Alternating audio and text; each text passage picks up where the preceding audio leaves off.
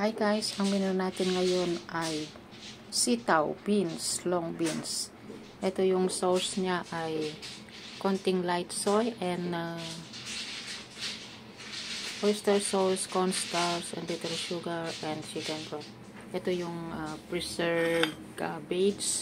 Tawag sa Chinese ay mon choy. May black beans at may konting sliced pork. Yan, garlic and onion. So guys, fried na natin na simple dish tayo ngayon. So guys, pre-fried muna natin yung onion, garlic, tapos itong pork. Bali, together na lahat ito guys. Fried natin siya.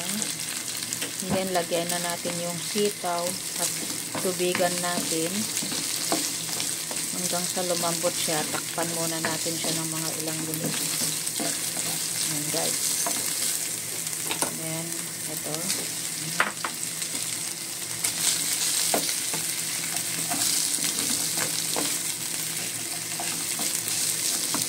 Lagyan natin ng konting sugar guys.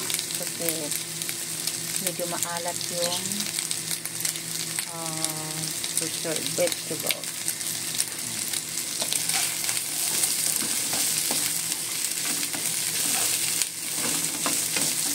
Guys, lagyan natin ng tubig na konti. Saka natin takpan. Last yung ating sauce. Beans with tausi and mon choy.